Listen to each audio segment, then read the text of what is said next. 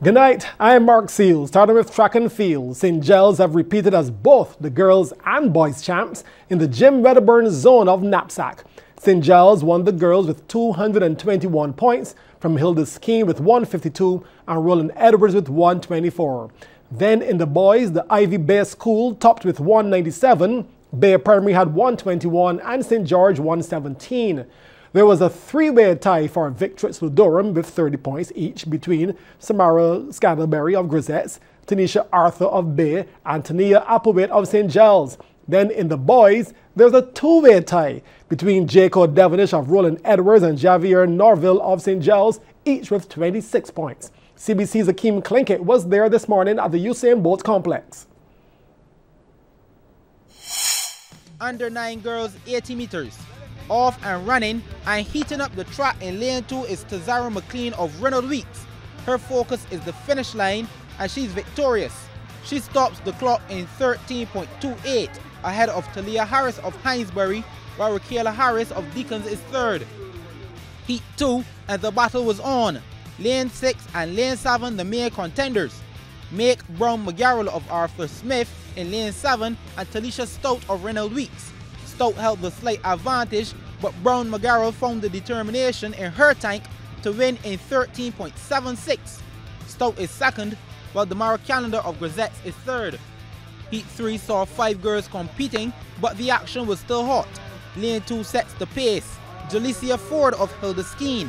She wins it by a good 5 meters in 13.24.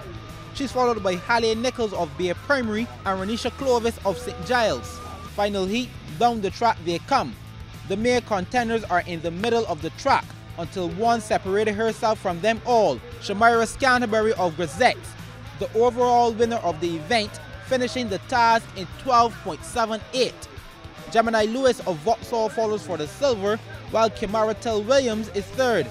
We move on to the boys, heat number 1. Speed, speed, speed. Who will win this one? Javonte Selma of St. George raises his hand. He powers his way home in 12.24. Kato Morris of Vauxhall is second, while Kimara Maynor of St. Giles follows in the number 3 spot. Heat 2, and there was a tumble early in lane 8, so there are 7 left. But who would be number 1? Kamari Herbert is the one in this race. He's of Arthur Smith, and he wins it in 13.13 seconds. Second is Shiloh Headley of Gratley Prescott, while Joshua St. Helene of Vauxhall is third. Heat 3, and looking for glory in this one was Zatari Brown of Arthur Smith. He accelerates and leaves his competitors in the dust. He wins this race in 12.72, while Malachi Eswick and Tyrell Ailey followed in second and third respectively. And the final heat, the overall winner would be in this one, Jacob Simmons of Roller Errors in lane 2. Running so quickly the wind blows his number off his chest to his face. He stops the clock in 12.23 seconds, 0.8 seconds short of the record. Rakeem King of St. Giles is second, while Zion Kelman of Hilda Skeen is third. Akeem Klinkett, CBC Sports. West Indies A posted a massive 422 runs in their first innings, replying to England Lions' first innings on the second day of the second unofficial test at Sabina Park in Jamaica today. Jamara Hamilton led the Windies A with an even 100. Raymond Reefer added 95 and Kieran Powell 59. Now in their second innings, England Lions at stumps 34 without loss, still though trailing by 243 runs. In more cricket, Kent Spitfire have taken the 4th and final playoff spot in the regional Super 50 semi-finals. Last night at the Coolidge Cricket Ground in Antigua, Kent defeated Leeward Hurricanes by 23 runs under the Duckworth-Lewis Stern method. The victory also meant that despite a victory in the earlier match by the Jamaica Scorpions, Kent finished ahead on points, thereby earning qualification. Now to the match. Kent won the toss, batted, and reached 266 for 9 from their 50 overs. The Hurricanes got the dream start of their reply. Skipper Monson Hodge and Casey Carty batted fearlessly, posting 122 for the first wicket. Hodge made 62 and Carty 69. But rain had the biggest role in this match as it fell for several short periods. And when play resumed for the last time, the DLS method had the Hurricanes needing 40 runs from just 1 over. Hurricanes finishing their innings on 196 for 6 from 42 overs, with Adam Riley taking 4 for 40. We have the highlights from the runs chase. Highlights of the run chase. Started off really good. Munson Hodge, the captain. A couple of boundaries to him. It was very difficult for them to turn the strike over, but they kept hitting boundaries, which kept them in the hunt for the game. That first wicket partnership for 122 between Munson Hodge and Casey Carty gave them hope. They just had to sustain it. Munson was particularly good down the ground. He had some deft touches as well. Brought off his 3rd half century in this year's tournament. Wonderful century partnership between these two. Then he departed. Good catch by Crawley to get rid of Munson Hodge. And then it started a little bit of a slide. Casey continued batting really well as a young player. And he felt he was looking like he was going on for 3 figures. Some really classy shots over extra cover. Then we had a couple of rain interruptions, which broke their momentum. This was Carty, gone LBW to Riley, and it kickstart a slide. It proved to be disastrous for the Hurricanes. James batting at number 3, fell for 1, which was lofted wide with some flight. Good catch by the captain, Will Gidman. A massive blow for 6. Didn't quite help the cause. 3 wickets falling in a row. First Terence Ward, then Peters fell soon after.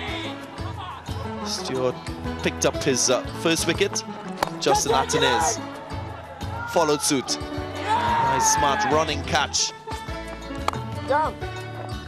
Devon Thomas, he was the mainstay of the batting rain, came again and disrupted proceedings, and with the adjusted target, it was really impossible for the Hurricanes to go on to win. Devon Thomas really tried his best in the end, both himself and Javon Searles, but it was an impossible task. Ken Spitfires going on to win by 23 runs. Coming up, the Bees, Britain's Hill and BDF Sports Program for the preseason finale.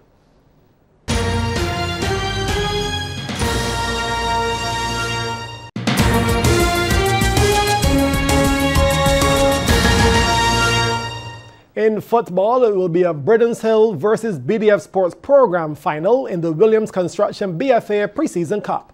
Playing in the second leg of the semis last night at Weymouth, the sports program defeated Ellerton for the 2nd straight game, while Silver Sands and Britain's Hill played to a draw, but based on goal difference, Britain's Hill advanced to the finals. CBC's Akeem Klinkett reports.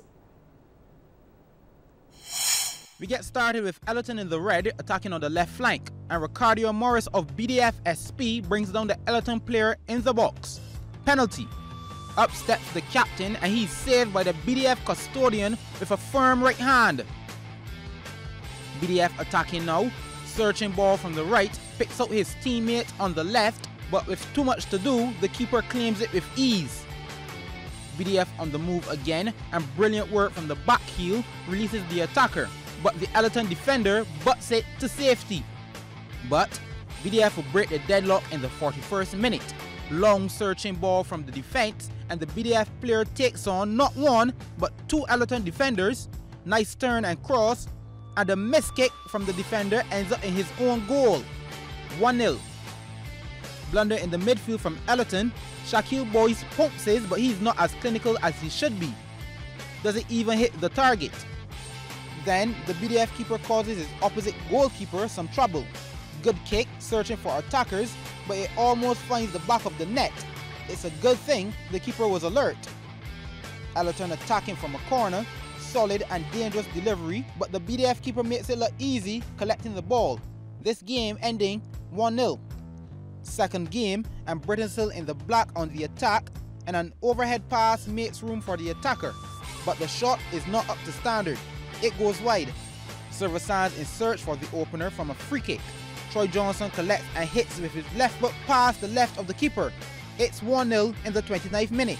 Britain's Hill not sleeping, searching for the equalizer. Corner kick, and the header rattles the upright. The follow-up landing in the hands of the keeper. Britain's Hill equalized in the 42nd minute through Denzel Fortis, so we pick up in the second, where Silversands fires a shot, but the keeper is up to the task. Britain's Hill turn now, long ball from the midfield, and coming for the ball, the Silversands keeper dangerously runs into the Britain's Hill attacker, and the referee points to the penalty spot. Rohan Hall takes the responsibility and makes no mistakes, beating the keeper to his right. 2-1 the score in the 69th minute. 3 minutes later, Britain's Hill will be awarded a penalty of their own. Ball comes in from the midfield and Johnson is brought down in the 18-yard box. Johnson stepping up into the keeper's left corner. 2-2 now, and that's how the game would end. Akeem Klinkett, CBC Sports. Well, thanks, Akeem. And that final is set for Sunday at Bank Hall. Here are some of the events happening tomorrow, February 20. The inter-house sports continue with Allen School at the National Stadium from 10 a.m. The girls' school basketball goes into another day with 4 games at various venues from 3:15 p.m. And the Silver Hill Road Tennis Tournament continues in that Christchurch community from 6:30 p.m. That's the first episode of Sports Night for this week. The Winter Olympics will continue on TV8 later tonight. I'm Mark Seal. Enjoy your viewing.